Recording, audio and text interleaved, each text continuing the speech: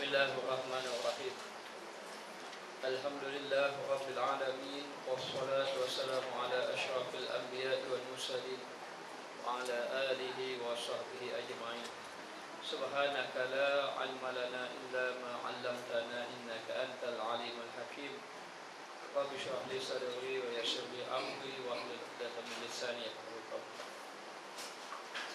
Qala musannif rahimahullah ta'ala wa nafa'ana bi ulumihi fi darain amin. Maka ketahui olehmu bahawasanya segala amal pada setengah daripada ulama itu tiga bahagi. Yani amal ibadat yang kita lakukan ini ada tiga bahagi, tiga bahagian. Satu bahagi jatuh padanya dua ikhlas sekaliannya. Satu yang dikatakan tiga, yang pertama jatuh pada ikhlas. Ikhlas padanya dua ikhlas. Jatuh padanya dua ikhlas sekaliannya. Sebenarnya yang dikatakan dua ikhlas ini, yang pertama dia melakukan amal ibadat mata-mata kerana nak cari kepada Allah. Dan yang kedua dia melakukan ibadat kerana inginkan sesuatu yang ada pada Allah, yang inginkan syurga dan pahala. Jadi ada dua orang beribadat, ada dua jenis yang orang beribadat, tapi kedua-dua ni masuk ikhlas lagi. Yakni yang pertama nak pada Allah Ta'ala semata-mata. Dia buat amal ibadat ikhlas hanya kerana nak Allah. Dia Allah Ta'ala kasih kepadanya, sayang kepadanya, dan dia buat ibadat kerana dia ini benar-benar rasa hamba dan rasa kasih cinta kepada Allah. Tapi ada yang kedua, dia buat amal ibadat, dia hanya nak pahala daripada Allah dan juga nakkan syurga yang ada pada Allah. Jadi yang kedua dia beribadat, tapi beribadat nak kepada sesuatu yang ada pada Allah. Jadi kalau ditanya orang, adakah orang itu jika ikhlas melakukan amal ibadat, inginkan pahala, takutkan neraka, inginkan syurga, maka ikhlas lagi. Tapi ikhlas ini tidak sebagaimana ikhlas orang yang mahabbah pada Allah, kasih kepada Allah. Maka kedua-dua ini yang disebut jatuh padanya dua ikhlas sekaliannya itu, maka itu dipanggil amal yang zahir. Amal yang zahir, iaitu berkaitan dengan amalan yang zahir. Kerana dia nak pahala, dia sembahyang banyak. Kerana dia nak pahala, dia pun berzikir banyak, baca Quran banyak. Maka ini melibatkan kepada amal yang zahir. Dan yang kedua, bagi tiada jatuh pada sesuatunya daripadanya, iaitu amal yang batin, yang asli. Yang ini hanya dia melakukan amal ibadat, tak ada jatuh yang lain, hanya Allah saja. Hanya kepada Allah. Ini melibatkan amal batin, amal hati. Amal yang hati. Jadi amal hati ini dengan arti kata hatinya ini sentiasa hidup kepada Allah, dan dia melakukan amal ini, hatinya memang hanya Allah Ta'ala semata-mata. Ini melibatkan amal hati, umpama kekhusyukan di dalam sembahyang dan sebagainya. Dan yang ketiga, bagi bahagi jatuh padanya ikhlas untuk pahala, tiada ikhlas amal. Maka dia buat ini hanya untuk pahala. Amal tu tak ada pahala asalnya, tapi dia buat untuk dapat pahala. Seperti dia makan tu tak ada pahala, harus, tapi dia buat tu untuk dapat pahala. Yang tadi, yang pertama tadi, ibadat sunat tu memang dapat pahala dah. Ibadat sunat dia buat, ibadat sunat, maka memang dia mencari pahala dengan ibadat sunat yang dia buat. Jadi kadang-kadang kita ni kalau diberi galakan dengan fadail amal, dengan kelebihan-kelebihan amal, siapa yang contohnya, siapa yang infak fisabilillah, nanti Allah Ta'ala binaan istana dalam surga, maka semangatlah infak fisabilillah. Siapa yang menghubungkan silaturahmi, panjang umur, maka semangatlah. Siapa yang sembahyang sunat duha, murah rezeki, sembahyang juga lah. Mana rezeki tak murah-murah lagi. Maknanya dia melakukan amal ibadat sunat itu memang sudah ada, amal ada dah pahalanya, tapi dia menuntut lebih lagi, fadilat kelebihan-kelebihan. Tapi ada amal yang dia ini tidak ada pahala pun, tapi dia tidak ada pahala, maknanya tiada pada amal, tapi ada pada niat dia tadi. niat batin tadi untuk dapat pahala. Maka demikian keadaan orang yang beramal kepada Allah. Ada yang beramal semata-mata nak pahala, maka melibatkan perbuatan zahir itu pun memang ada pahala, dan dia pun niat tambah lagi niat nak dapat pahala. Ada yang amal zahir tak ada pahala, tapi dia nak dapat pahala, dia niatkan lagi. Ada yang satu lagi, dia beramal, dia tak kira ada pahala ke tak ada pahala, dia buat amal ibadat. Buat amal ibadat semata-mata kerana Allah. Maka ini termasuk di kalangan orang yang ikhlas dalam melakukan amal ibadat kepada Allah, iaitu segala yang harus yang dikerjakan kerana menolong bagi ibadat. Segala yang harus, tapi dia niat nak tolong ibadat. Maknanya seseorang yang melakukan amal ibadat, dia akan dapat pahala sama. Tapi kalau dia berniat, hatta dia makan, hatta dia tidur. Apa tujuan dia tidur? Tujuan dia tidur adalah untuk untuk sehat tubuh badan dia. Kalau tak tidur tak sehat, maka dia tidur untuk buat amal ibadat. Lalu ada seorang tu beritahu saya, dia kata di antara sifat orang soleh dia suka tidur. Saya pun heran kenapa dia kata gitu. Dia tu sebab orang soleh yang suka tidur ini ialah orang soleh yang suka bermimpi. Setiap kali mimpi, dia mimpi yang baik-baik semua, maka dia suka tidur. Jadi mana tahu tidur tepat-tepat gini kan dapat mimpi yang baik-baik. Maknanya, jadi dalam keadaan macam ini, dia pun suka tidur.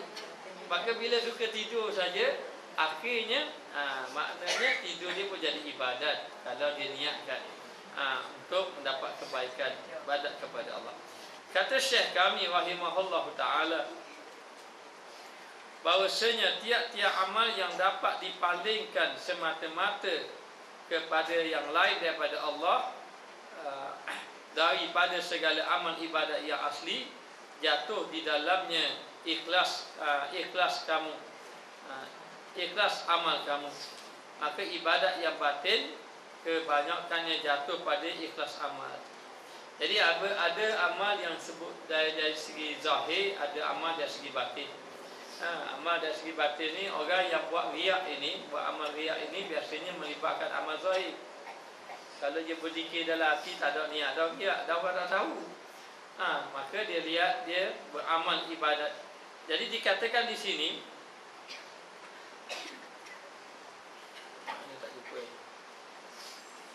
tiap-tiap amal yang dapat dipalingkan semata-mata kepada yang lain daripada Allah, yang lain daripada Allah, daripada segala amal, daripada segala ibadat yang asli, jatuh di dalamnya itu ikhlas amal kamu.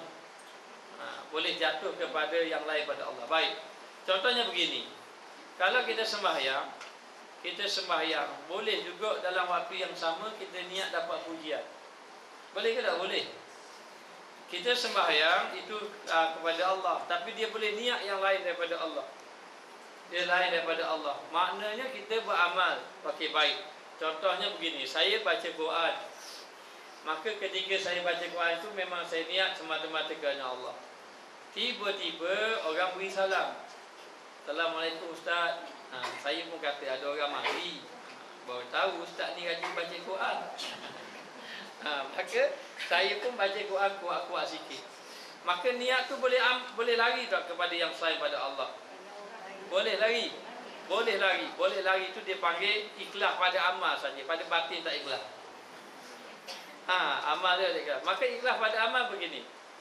Kalau orang itu masa dia baca Quran itu memang niat kepada Allah, semata-mata kerana Allah, maka dapat pahala. Ketika mana dia datang niat yang lain, masa itu tak dapat pahala. Ini mengikut pendapat. Ada pendapat kata bila mari niat selain pada Allah, tu tak dapat pahala yang asal daripada awal hingga akhir. Maka pendapat yang kedua mengatakan bahawa masa amal ibadat yang awal-awal tadi ikhlas, memang masa baca setengah jam tu ikhlas, 5 minit kediam tu baru dah ikhlas. Maka 5 minit kediam tu tak dapat pahala, yang setengah jam yang awal tu dapat pahala. Ini pendapat yang kedua. Maka mana-mana amal yang boleh palingkan niat selain pada Allah, maka itu dia panggil ikhlas pada amal sahaja, pada batin tidak ikhlas. Maka pada amal yang ketika beramal ikhlas itu dapat pahala, masa ketika batin mari tak ikhlas tu, maka batin tu masa tu tak dapat pahala. nasib baiklah kalau ada pendapat yang macam itu. Sebab itu dikatakan bahawa jangan kita tolak amal apabila datang riak. Saya malaslah sembahyang banyak-banyak, nanti orang kata saya riak pula. Maka kita tolak amal terus. Sedangkan masa amal tertolak itu masa datang riak saja. Masa datang riak saja, masa tu amal tertolak. Masa tak datang riak lagi, tidak tertolak. Ini mengikut satu pendapat daripada ulama. Ada pendapat lain mengatakan bahawa kalau datang riak daripada awal hingga akhir terbatal habis amal. Ini pendapat yang kedua. Tapi pendapat yang dipegang adalah pendapat yang pertama. Kita orang awam.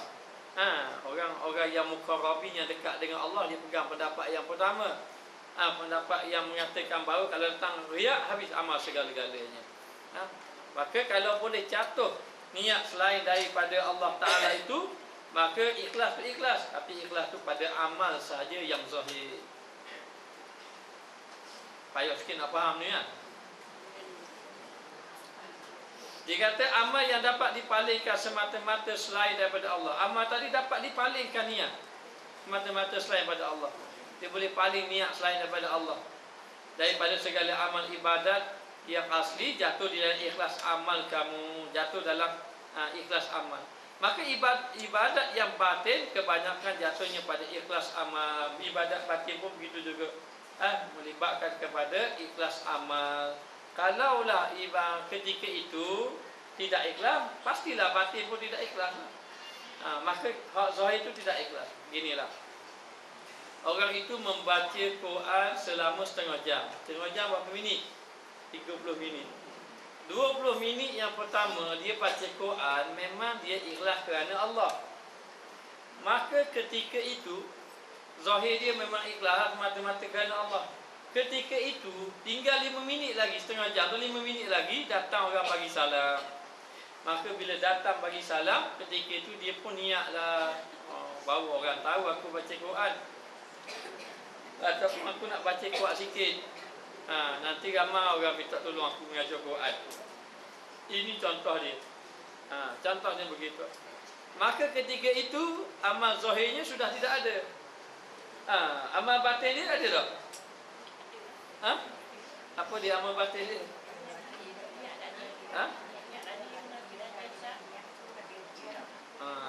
Mana sebab itu dikatakan bahawa, dikatakan di sini kebanyakan jatuhnya padanya ikhlas amal. Batin tadi memang dia ada niat amal, yang zahir itu dalam keadaan tidak ikhlas.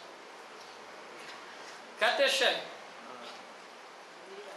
kami rahimahullah ta'ala berkata, apabila adalah orang yang mengerjakan ibadat, berkendak ia daripada Allah Ta'ala dengan ibadat batin, memberi manfaat akan dunia, maka riak pula.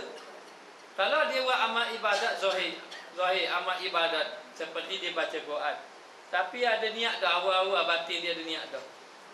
Orang kata, contoh je, dia kata kalau kamu pergi di tempat dekat kawasan taman-taman, rumah-rumah besar-besar, kalau kamu sewa situ, kamu mengaji kuat-kuat, dia kata.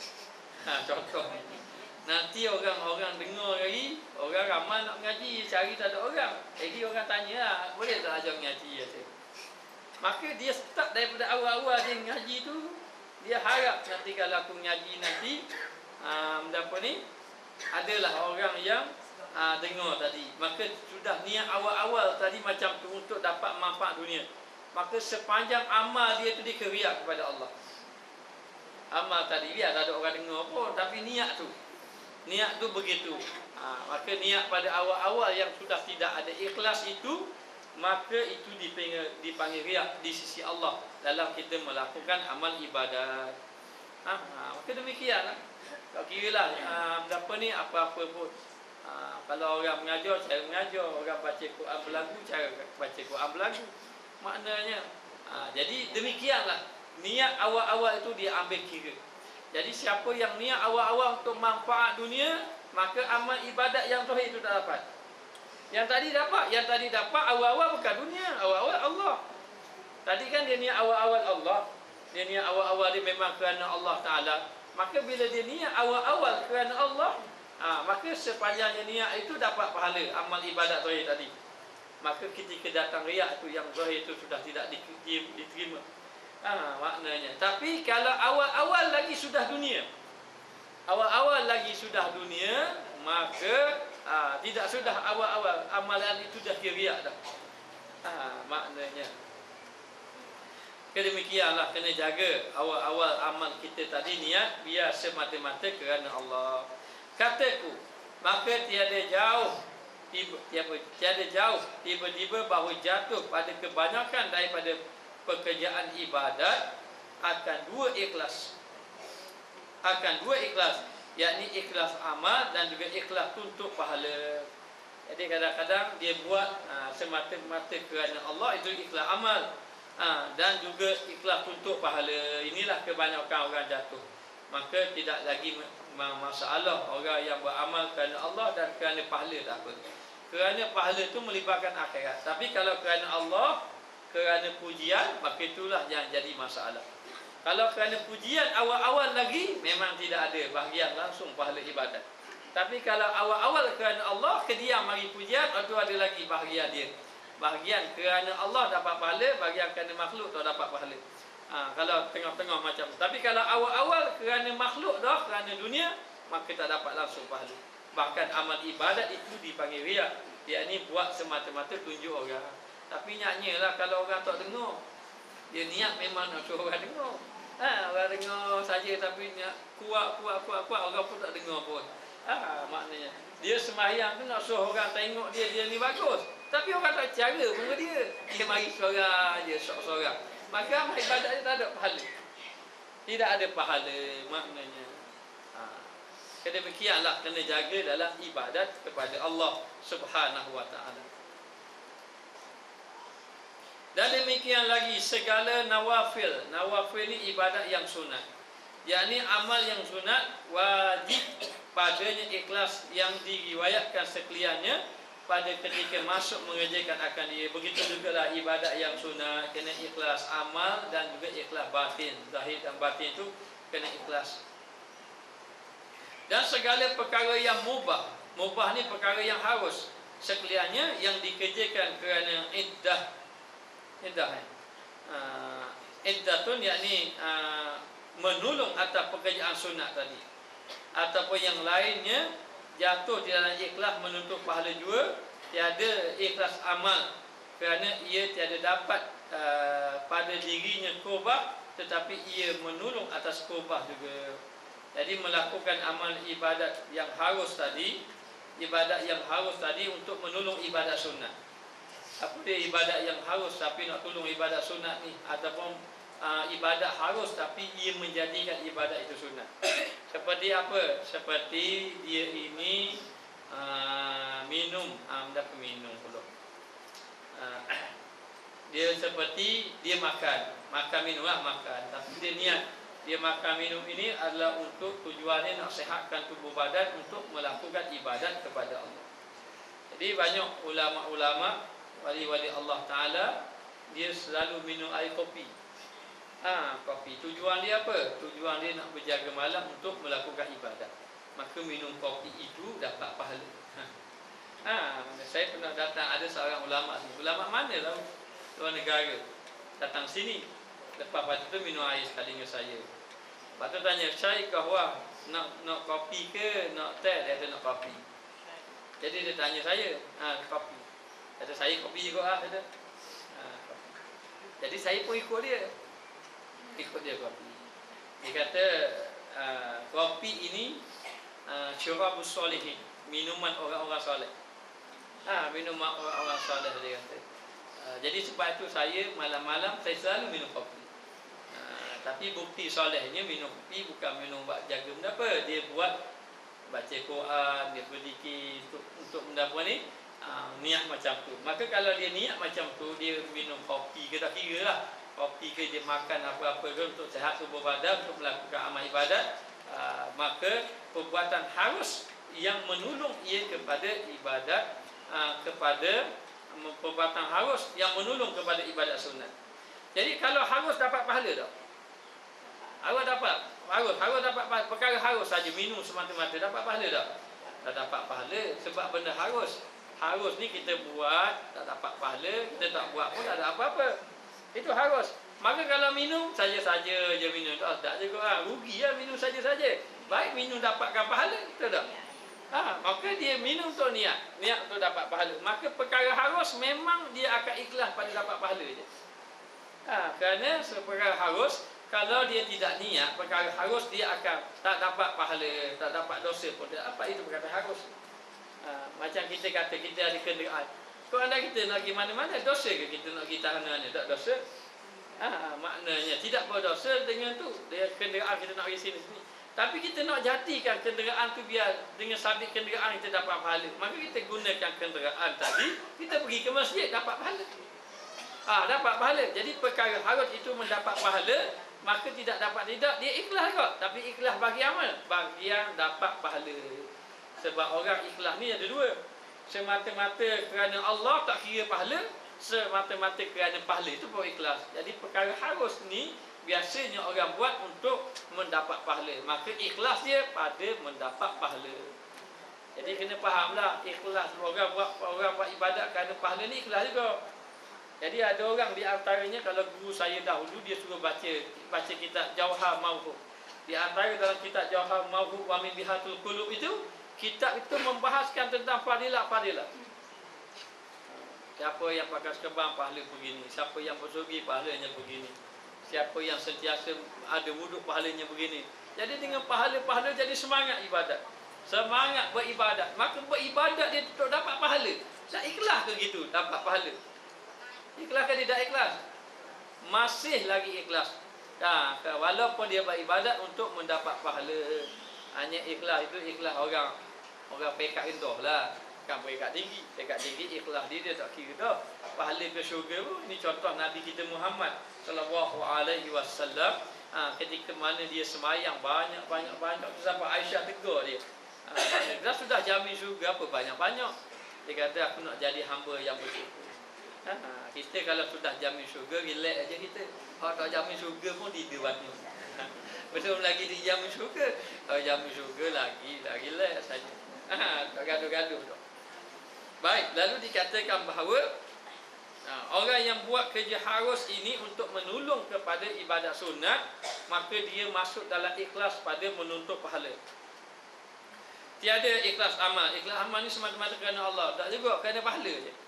Kerana ia tiada dapat didirikan kurbah, tetapi menolong atas kurbah juga. Kerana ibadat harus itu tak akan jadi pahala, kecuali tidak akan dapat mendekatkan diri dengan Allah, kecuali dia menolong ibadat yang lain. Maka dia pun contoh saja, dia minum kopi tadi, dia pun niat minum kopi ini untuk menolong dia bangun berjaga malam untuk beribadat. Maka minum kopi semata-mata itu tak dapat kurbah, tak dapat menjadikan dekat diri dengan Allah. Tetapi dia dapat menjadi dekat diri dengan Allah apabila dia niat untuk nak melakukan ibadat kepada Allah Subhanahu wa taala. Maka jika engkau kata ini tempat keduanya, maka nyatakan bagi kami waktu keduanya daripada amal. Maka ketahui olehmu bahawasanya ikhlas amal itu serta perbuatan disertakan. Jadi ikhlas amal itu mesti disertakan dengan perbuatan. Jangan kata niat semata-mata kerana Allah, mana amalnya. Mesti didatangkan dengan amal. Maka amal itu biar niat semata-mata kerana Allah. Tapi kita begitulah, kadang-kadang bila kita nak buat saja, sebelum buat tu macam-macam mari. Mari supaya kita ini terpesong niat kita. Bila kita terpesong niat, maka amal kita bukan kerana Allah. Maka yang pertama itu mesti jaga betul-betul. Dan bagaimana keadaan kalau kita ketika itu, bila kita berniat saja yang baik, tiba-tiba di tengahnya datang amal yang tidak baik. Masa kita tengah sembahyang je, pukul 10 pagi kita pergi di surau, kosong surau, tak ada 10 pagi. 10 pagi kita pun pergi sembahyang sunat duha, orang pun mari buka pintu tengok kita tengah sembahyang. Masa tu baru kita pun berasa selalu. Berasa apa? Berasa bahawa orang ni tahu ikut aku ni orang soleh rupanya. Mari bukan tak mari. Mari bukan tidak mari. Maka ketika itu dia beristighfar kepada Allah. Lepas semayang, habis semayang sunat tadi beristighfar, lepas tu kembalikan balik. Niat semata-mata kerana Allah Ta'ala. Boleh juga dia lari, tunggu orang lain tak ada, dia pun sembahyang balik. Maknanya. Ataupun dia duduk istighfar, ataupun dia sembahyang tapi dia niat bukan kerana orang tadi. Sama ada orang ni ada, tak ada, dia tetap beribadat kepada Allah Subhanahu Wa Taala. Ini semua perkara halus dia nampak niat-niat saja, tapi niat inilah yang batalkan amal kita. Kadang-kadang dengan ibadat-ibadat yang banyak jadi batal amal ibadat kita selama ini.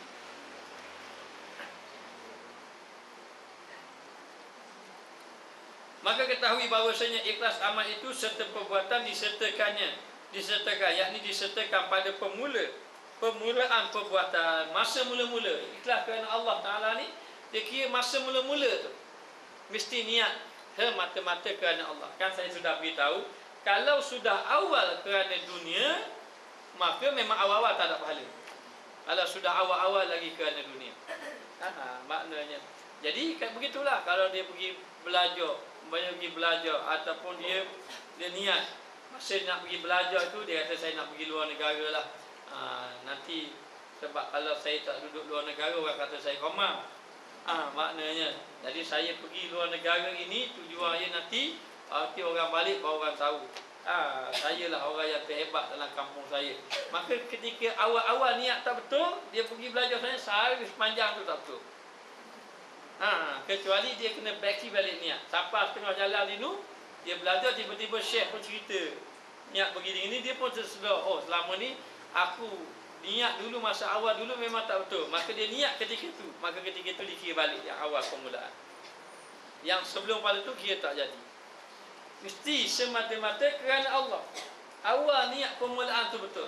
Maka demikianlah kita belajar. Kalau kita belajar awal-awal niat kerana Allah, nak baiki diri, nak jadi hamba Allah Ta'ala, maka jadi yang mula. Tapi kalau niat awal-awal kita pergi, dah malu ke orang ajar sama, maka itu niat kerana makhluk. Ataupun dikatakan bahawa dia niat pergi awal-awal tu supaya orang puji dia dan sebagainya, ataupun kata dia baik, maka niat awal-awal tadi menyebabkan amal awal-awal lagi sudah terbatal. Dan dikatakan niat awal kerana dunia, hukum dia sudah dikira riak dalam amal. Dengan permulaan perbuatan tiada dapat tiada, maka jangan terkemudian daripadanya. Maka awal mula pun begitu, dan juga begitu juga yang akhirnya. Kemudian pun kena jaga dalam amal kita tadi tentang niat. Dan ada pun ikhlas menuntut pahala, maka terkadang terkemudian daripadanya. Kadang-kadang mari juga kemudian datang mari niat nak dapat pahala. Maka setengah ulama diiktibarkan padanya waktu selesai daripada amal. Maka apabila selesai atas ikhlas itu, ikhlas ataupun riak, maka senyap telah selesai pekerjaannya, ataupun tiada dapat didapatkan lagi kemudiannya. Jadi mengenai amal tadi diiktibarkan awal niat, mulai awal niat. Maka bila awal niat itu dapat pahala, mari kemudian niat tak baik, maka yang kemudian tu tak dapat pahala. Boleh tak datangkan balik, jadi awal balik dapat pahala? Maka ada ulama kata boleh datangkan balik, dapat mula pahala. Ada ulama kata yang ketika mana kamu datang yang tengahan tu tak balik, tu tak dapat pahala, tak boleh mula dah. Okey, baik. Setengah jam amal kita, setengah jam. Apa setengah jam? Semayang setengah jam, lama semayang setengah jam. Baca Quran setengah jam, lama juga, tapi biarlah. Seorang tu baca Quran setengah jam, 30 minit. 10 minit yang pertama ikhlas. Awal-awal memang niat ikhlas kerana Allah. 10 minit yang kedua, tengah-tengah baca Quran, orang pun telefon, dia pun buka, jawab, dia buka, lepas tu dia biarkan. Jadi orang pun dengar dia baca Quran. Maknanya. Jadi ketika itu orang pun dengar baca Quran, maka dia pun tak tutup Quran, tak tutup telefon tadi. Maka 10 minit yang kedua itu memang dia masa tengah baca Quran itu, masa tu dia start berlagu tu. Dia start berlagu tadi biasa je. Biasa saja. Dia pun mula start kuat sikit. Bila kuat sikit 10 minit yang kedua itu, dia sudah datang riak ketika itu. Sebab dia buat tu memang bukan kerana makhluk. Maka 10 minit yang kemudian tu, dia pun bila tutup telefon, dia pun mari menyesal. Salah pula, dia pun mari niat awal balik. Niat awal balik ikhlas. Maka ada ulama kata yang tengah-tengah riak itu dapat balik pahala bila dia kembali balik. Dapat balik pahala tadi. Setengah pendapat ulama lain kata hak 10 minit yang riak tu tak dapat dah pahala. Dia kena istighfar balik. Jadi ada dua pendapat di situ. Pendapat yang mudah bagi orang awam itu adalah dia boleh dapat balik apabila dia cepat-cepat niat balik semata-mata kerana Allah, istighfar dan dia niat kerana Allah Ta'ala balik. Allah susah kan maknanya.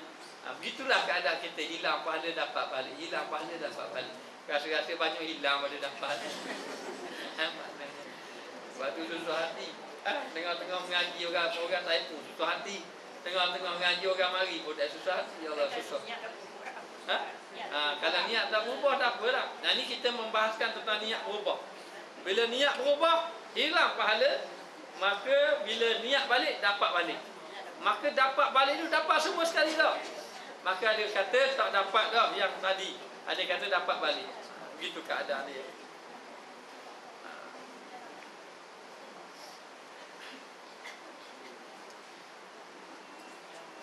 Dan kata setengah ulama, kat mana?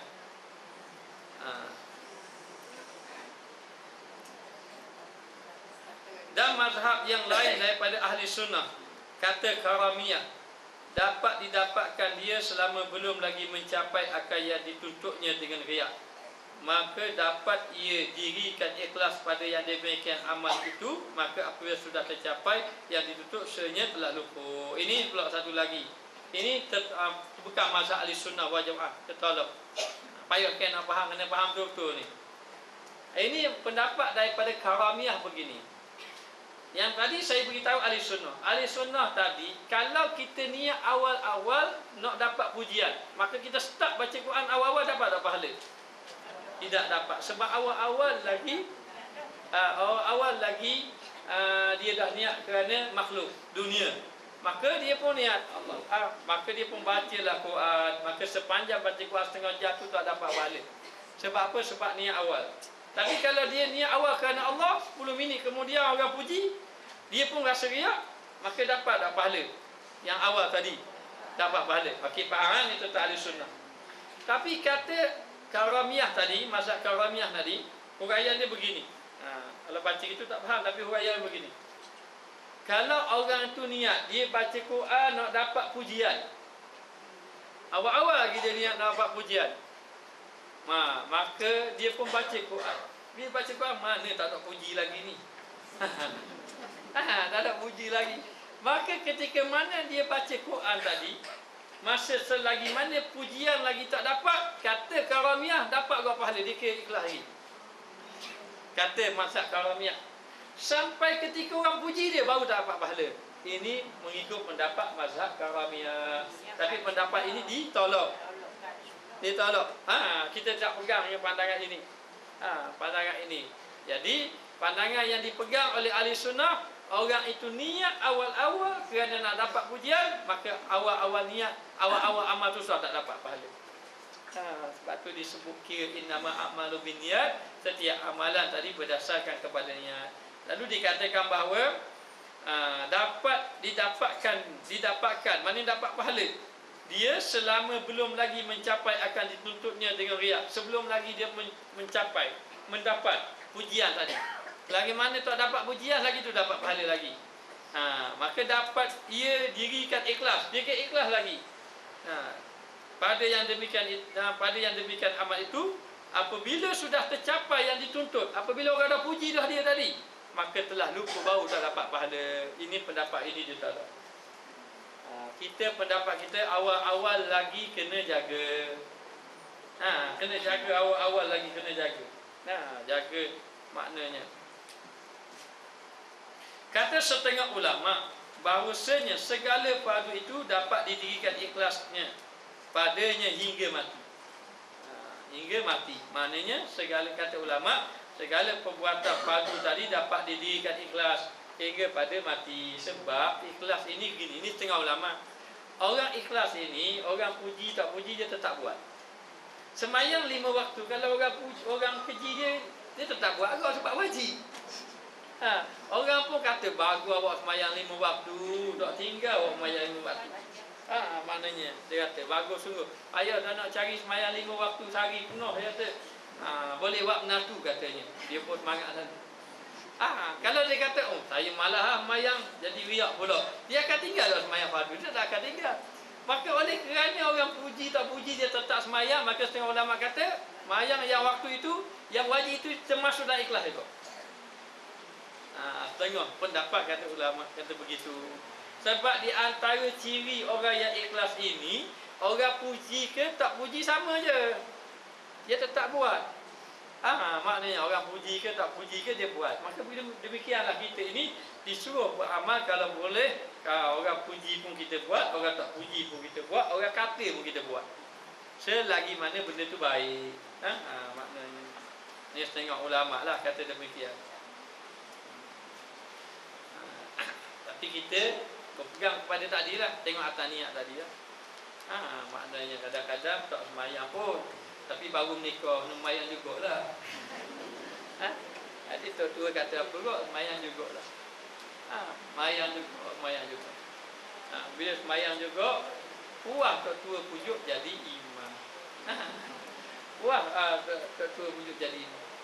Jadi tua pujuk jadi imam ni puas. Akhir sekali tua bangun lewat, dia pun semayang sorga. Akhir kali tua jadi makmum.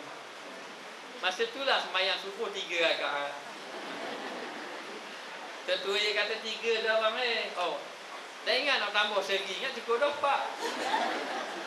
Ni jadi masalah. Maka saya teringat ni cerita benar ni sahabat saya.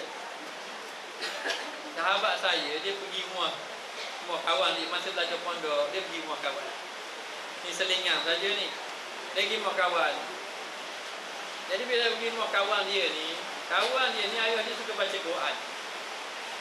Jadi kawan dia kata, pagi esok kita semayang sekali lah, minta orang jadi baca imam dia pun tambah. Dia patut tu jadi imam. Jadi pakat dah esok dia jadi imam. Sahabat saya tak tidur malam tu, dia ngapal Quran. Ngapal juga. Esok jadi imam dia pun baca apa, mujur ingat. Dia kata tobat lain kalimah lagi Allah. Bahayanya tu. Ada orang dia boleh, dia ingat tapi dia tak boleh jadi imam. Dia jadi imam, dia jadi lain. Jadi kalau dia tak ingat, jadi semayang pun 7 rakaat contohnya. Jadi susah. Dan ini pernah berlaku zaman Imam Syafi'i. Seorang tu semayang. Nak semayang tunggu Imam Syafi'i lambat. Jadi satu hari bila Imam Syafi'i lambat, dia pun orang suruh dia jadi imam, dia pun jadi imam. Tengah dia jadi imam, Imam Syafi'i pun datang. Maka Imam Syafi'i pun takbir Allahu Akbar, dia dengar suara tok guru dia belakang tadi. Maka dia terus sujud. Tak ada rokok, tak ada i'tidal, terus sujud. Sebab apa? Sebab betul lah awal-awalnya. Dia berlaku. Sebab tu kita awal-awal niat ni biar kerana Allah. Tengoklah kan.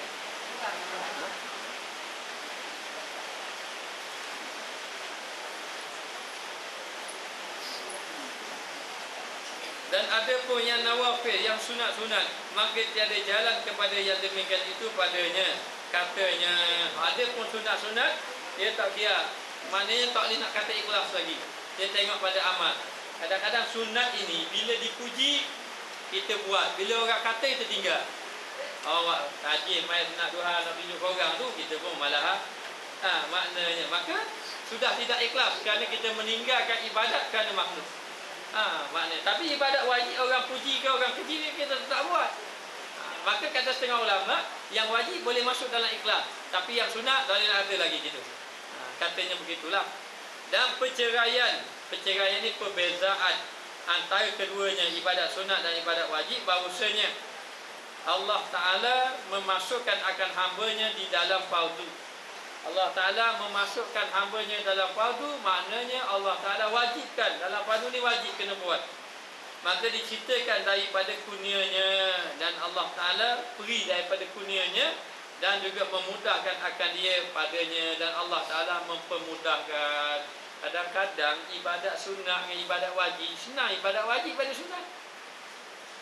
Maknanya sebab apa? Sebab hak wajib ni Allah Ta'ala kurniakan. Memang Yang jadi mudah tu sebab dia tahu dah. Sebab buat nak tak nak memang kena buat. Sebab tu kalau kita tengok orang yang sembahyang ibadat yang wajib, kadang-kadang banyak sunat dia tak buat.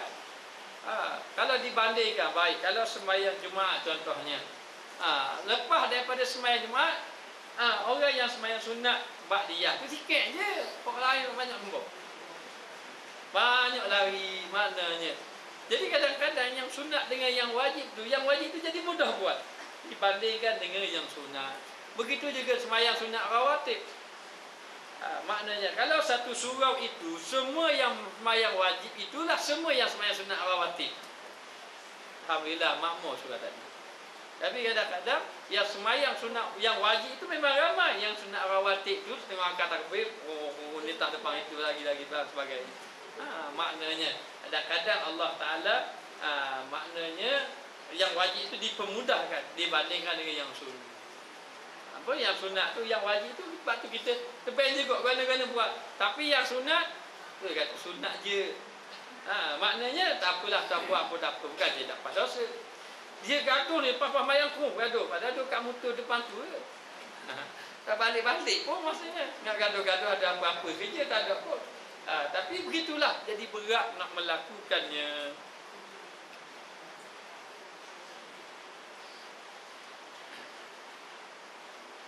Dan ada pun nafal, yakni sunat, pada sunat nawafil tu, maka hamba itu ia memasukkan akan dirinya padanya. Ada pun hak tu Allah Ta'ala tetap, jadi Allah Ta'ala mempermudahkan dia. Tapi hak wajib, hak sunat, dia kena buat sendiri.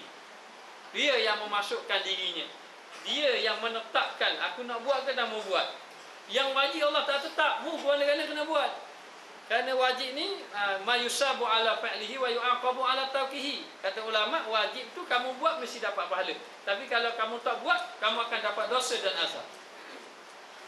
Tetapi ibadat sunat mayusabu ala fa'lihi wa la yu'aqabu ala tauqihi. Maknanya kamu dapat pahala kamu buat, tapi kalau kamu tak buat tak dapat apa-apa, tak dapat dosa. Maka kita yang memasukkan diri kita, nak buat ke tak mau buat, nak buat ke tak mau buat. Ibadat sunat. Jadi kadang-kadang dia jadi membuat tu kerana ada dorongan.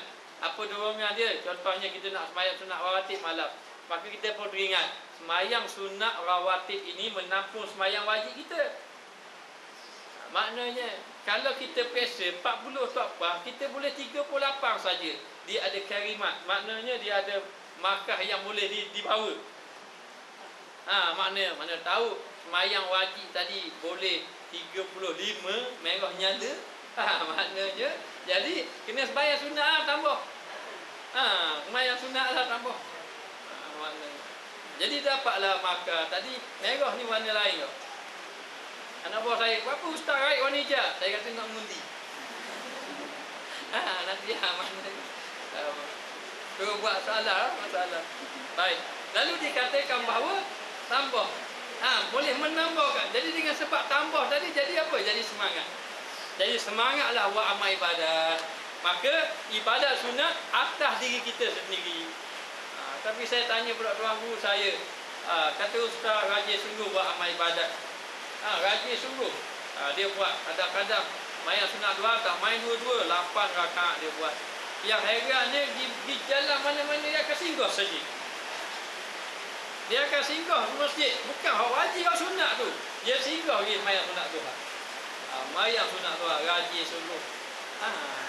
Dia kata hak tengok rajin tu hak tengok rajin, hak malas banyak lagi dia. Dia kata. Tapi orang kalau dah rajin, dia dah buat dia lawan. Dia nak pecahkan rajin dia tu, dia malas dia buat, dia lawan juga. Dia akan masukkan diri dia. Kata-kata tuan guru saya, dia kata semua orang malas belaka buat. Tapi yang jadi rajin itu setelah dia cuba, dia lawan, dia mujahadah. Malam-malam pun buat, akhir kali malah tinggal. Malah dah nak tinggal, dia jadi rajin tu dah nak tinggal dah. Malah tu dia jadi payah, dia tak malah nak tinggal dah. Ini bagi orang yang sudah biasa.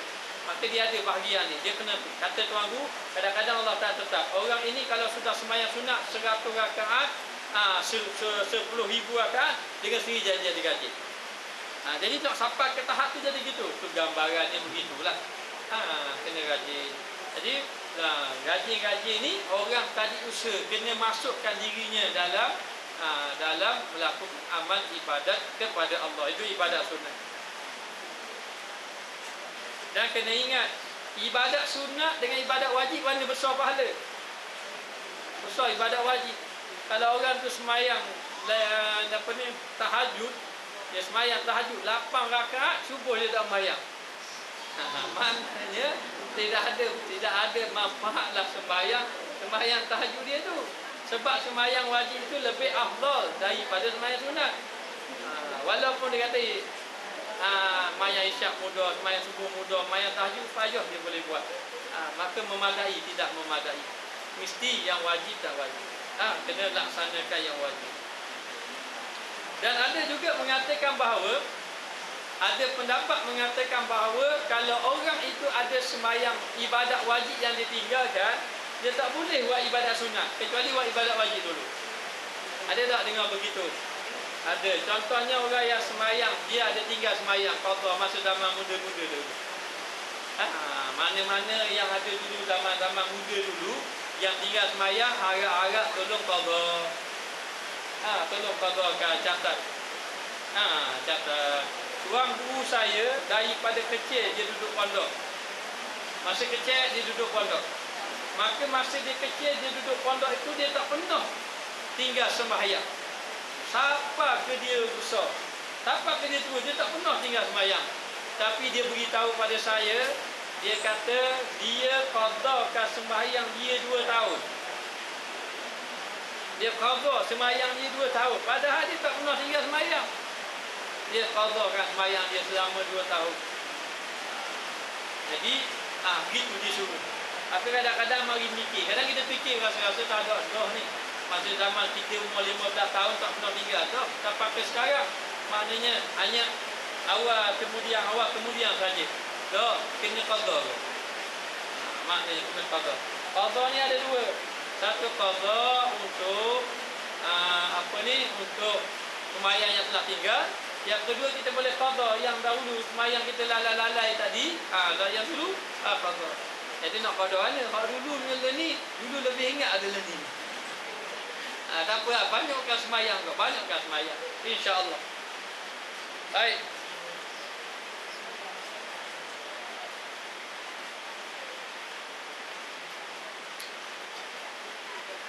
Mana?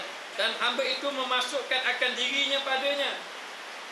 Dan ia memberatkan akan dia, maknanya dia akan memberatkan dirinya untuk melakukan ibadat sunat tadi. Maka dituntut dengan sebenar akan barang yang ia bertekan dia dengan dia. Maka dia kena lawan sungguh-sungguh. Dia tuntutkan dirinya dengan bersungguh-sungguh untuk lawan hawa nafsunya nak ibadat sunat. Itu beza. Ibadat sunat, ibadat wajib. Ibadat wajib Allah Ta'ala tentukan mu kena buat mana-mana. Ibadat sunat kita kena tentu nak buat ke tak mau buat. Itu ibadat sunat. Batu zakat mudah saja orang nak bayar zakat. Tapi kadang-kadang infak payah lagi. Begitulah juga. Jadi semayang mudah semayang. Nak semayang sunat payah.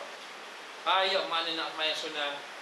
Ada pun baca Quran itu memanglah sunnah. Maknanya sunat kita baca Quran. Jadi sunat kan baca-baca Quran bukannya senang orang nak baca Quran.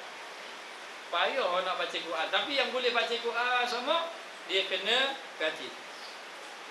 Sahabat saya dia buka tahfiz hari ni. Amalan ni seminggu sekali khatam. Baca Quran seminggu sekali baca Quran. Tapi dia buka tahfiz. Dia buka tahfiz dan dia tahu kerja lain. Jadi dia duduk dengan tahfiz. Jangan-jangan dia pergi masjid. Dia tak banyak terima jemputan luar. Maknanya buka Quran baca. Saya heran tengok dia Allah baca terus baca Quran. Jadi dia terpaksa baca dah sebab dia hafiz. Jadi kalau tak baca hilang dia maka terpaksa baca. Baca lah, baca. Akhir kali tak baca tak boleh. Kadang-kadang dia baca Quran tak makan tak apa. Kita lagi tak makan tak boleh baca Quran. Kita lah. Dari mana tak makan tak boleh baca Quran. Mesti kena makan dulu baca Quran. Tapi dia tak apa, tak makan apa. Baca Quran baca. Sudah menjadi makanan rohani dia. Jadi demikianlah orang yang sudah biasa, dia membiasakan diri.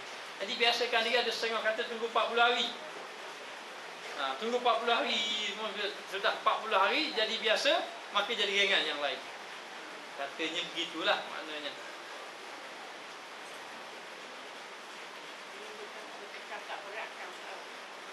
Beratkan. Oh, bukan bertekan, Masya Allah. Barangnya ia beratkan dia dengan itu.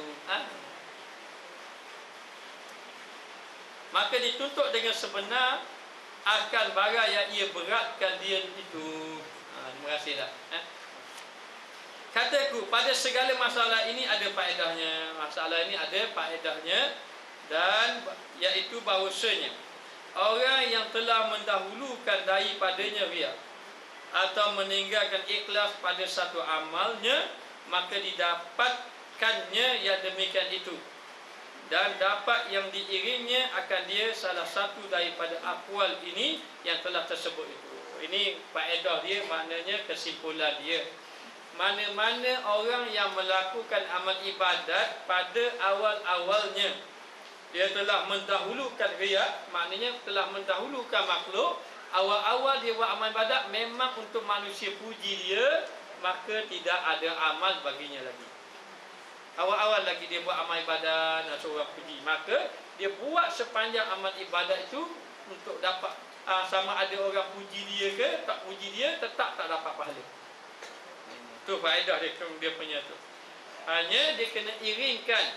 Maknanya ada pendapat kata kalau dia awal-awal dia niat tak betul, maka dia sedar, maka dia kena niat balik. Maka niat balik itu dikira balik yang awal yang dahulu tu kita dapat dah. Maknanya tak dapat balik, dia kena datangkan niat balik. Dia bukan buat kerana pujian, tapi kerana Allah. Dia pun buatlah amal ibadat. Hanya yang satu lagi, orang buat amal ibadat memang kerana Allah, maka di tengah-tengahnya dipuji, maka dia suka akan pujian tadi, maka pada awalnya mendapat pahala, ketika mana dipuji itu tak dapat pahala. Itu je perbezaannya. Maka dan maksud daripada apa ni, menakal kampa. Ni menakal ni mengambil beberapa, yakni daripada beberapa mazahib ulama, mazhab ulama. Kalau tasawuf ni tak ada mazhab sebenarnya. Tasawuf ni mazhab tasawuf lah. Ya, maknanya. Jadi mazhab ulama ni maknanya pegangan ulama tasawuf. Kalau fiqh dia ada Maliki, Hanafi, Syafi'i, Hambali itu. Tapi kalau tasawuf dia ada imam-imam. Imam Ghazali kita boleh ambil, Imam Junaid Baghdadi dan sebagainya. Pada faedah ini, sebab kami ketahui akan sedikit orang yang amilin, dia boleh ambil kaedah ni kerana dia tahu dah sikit orang yang benar-benar beramal. Amilin yang beramal, dan sedikit orang yang gemar pada berjalan ini, sedikit orang yang betul-betul gemar nak melalui jalan ini, jalan penjagaan hati ini. Dan lagi sebab menghampirkan bagi orang yang mubtadi. Orang mubtadi, orang yang pekat awal-awal, orang yang awal-awal pada ibadat ini. Maka jika tiada dapat bagi penyakitnya obat pada kaum ini, nascaya didapatnya pada kaum yang lain kerana bersalah-salahan kehendaknya dan persalahan penyakitnya dan kebinasaannya. Maka demikianlah. Kan kita ambil pendapat yang lebih mudah. Sebab ulama, kenapa ulama tak gitu? Sebab ulama tahu tak kita ni jenis fiqh orang awal, mubtadi. Sebab tu saya contohkan pandangan ulama. Pandangan ulama kata, kalau orang niat awal-awal kerana Allah, kemudian di tengah-tengah itu datanglah riya, maka dia dapat pahala tak dapat ketika riya itu saja. Ketika itu tak dapat pahala. Maka ini pendapat yang dipegang. Ada satu pendapat kalau datang riya habis semua sekali. Macam ada setengah faham gitulah. Kita faham bahawa kalau kita sembahyang 4 rakaat atau kita baca Quran lah setengah jam, mari yang akhir-akhir itu riya, maka habis semua sekali. Itu yang kita faham begitu. Sebab apa? Sebab riya kan. Maka kata ulama ni dan kita ni, kita ambil lah kerana orang awam kurang beramal. Kalau kita pegang pendapat yang tadi habis semua sekali, habislah. Kita buat sikit dah amal, habis tak ada benda. Semua amal kita kan datang riak belaka. Tak tahu lah, saya rasa lah semua amal kita datang riak belaka. Kalau muslimat depan saya ni mungkin tak gitu maknanya. Tapi nak beritahu, bila kita fikir-fikir, Masya Allah, tak ada langsung amal kita. Maka katanya, aku tahu, kata ulama ini, oleh kerana orang ini kurang amili, kurang beramal. Kurangnya amal dia, bukan saja kurang amal, Dahlah amal kurang, semangat nak tu pula kurang juga. Semangat nak membanyakkan amal. Kita ni pada hanyutnya berangan je. Berangan, nanti satu masa nanti nak semayang malam, satu masa nanti nak semayang pas 100 rakaat. Hanyut dengan berangan. Hanyut dengan berangan saja kita ni bila nak beramal dah. Saya nanti insya-Allah saya akan jadi satu hari 2 juzuk. 4 tahun dah berangan gitu. Bukan hanya sehari 2 hari, 4 tahun dah. Sebab tu kita ni hanya untuk berangan. Saya kata gitu sebab saya fikir saya berangan sama, berangan. Saya lagi tengok 2 hari 2 malam nak buat ibadat. Padahal 2 hari 2 malam tak bangun-bangun. Jadi nak beritahu, oleh kerana kita ini kurang amal, kata ulama ni, oleh kerana dia tahu bahawa orang ni semangat untuk beramal ini kurang, lagi sebab menghampirkan diri bagi orang yang mubtadi. Lepas tu kita pula baru nak hampirkan diri tapi kita orang mubtadi. Dia ada 3, mubtadi, mutawasid, muntahi. Mubtadi ni awal-awal, mutawasid pertengahan, muntahi akhir. Maknanya orang yang sudah akhir, sudah sampai dah. Yang keempat, orang yang usul kepada Allah maknanya. Maka mubtadi ni pekat awal orang macam kita ni. Kalau dari segi amal kita ni rasa taraf pasti je kita ni. Maknanya taraf umur 7 tahun 8 tahun je dari segi amal rasa-rasa lah. Maknanya baru pekat, baru nak merangkak, baru nak beramal. Dah semangat sungguh. Orang-orang dah lari laju dah. Semayang habis semua sunat Tuhan dah boleh beramal belaka dah. Kita menapa lah. Ada awak haji tu. Berawatib pun kucang-acik kali semayang berawatib. Jadi dalam keadaan macam tu pekat mubtadi. Jadi oleh kerana pekat mubtadi, gunakan pandangan yang lebih mudah. Pandangan yang lebih mudah. Maka jika tiada dapat baginya penyakit, yang obat pada kau ini, nasihat dapatnya kau yang lain. Kalau tak boleh lagi nak pegang pendapat ini, kau ni pandangan, pendapat. Ambil pendapat yang lain. Jadi sebab tu kalau saya, orang tanya, orang itu sudah beramal, datang riak, maka pahala ketika riak tu tak ada. Ataupun berkurangan pahala. Maknanya. Ada pendapat yang kata batal semua itu pendapat orang yang mutawasid, muntahi. Kita mubtadi ambil pendapat yang itu. Begitu juga orang yang 30 minit baca Quran, 10 minit kerana Allah, 10 minit kerana kawan, 10 minit balik mula kerana Allah. Maka pendapat yang katakan balik mula kerana Allah, maka 10 minit yang riak tu dapat balik pahala. Itu pendapat satu. Dapat yang kedua, 40 minit tu tak dapat dah. Maka kita ambil pendapat yang lebih ringan bagi kita. Maknanya agar selamat kita daripada kebinasaan. Sebab tu penting belajar. Kalau kita tak belajar, kita tak tahulah. Bila tak tahu, jadi tak semangat nak buat amal ibadat. Aku ni riak semua, malah buat amal ibadat. Maknanya itu satu. Ataupun baru nak buat amal ibadat, niat dah kerana makhluk, habis tak dapat pahala. Maka mula-mula itu datang yang niat kerana Allah, kerana Allah lillah ta'ala. Sebab tu kata Ustaz Badri Shah, kalau tidak kerana Allah, jadi lelah. Katanya, betul juga. Baik. Maka faham olehmu.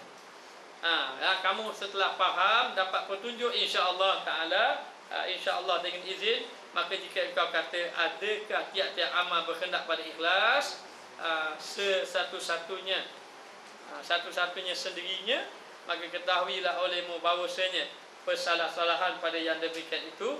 Maka katakan bahawasanya wajib bagi tiap-tiap amal itu ikhlas sendirinya, mesti kena ikhlas. Ada setengah kata tak apa, tak ikhlas, mari itu dia ikhlas. Ada setengah kata mesti kena ikhlas. Dan katakan bahawasanya harus mencapai ikhlas itu dengan perhimpunan daripada ibadat. Maka amal yang mempunyai rukun sembahyang dan air sembahyang memadalah ikhlas yang satu. Kerana bahawasanya setengahnya bergantung dengan setengah baiknya dan binasanya, maka jadilah ia seperti perkara yang satu. Saya pun tak faham, wallahu a'lam.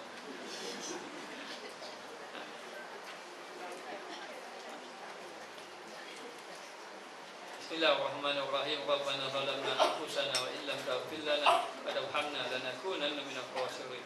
Allahumma alimna ma jahilna, Allahumma rizqna ilman nafi'an wa rizqna fahman thayyiban. Wa sallallahu ala sayyidina Muhammad wa ala alihi wa sahbihi wa sallam, walhamdulillahi rabbil alamin.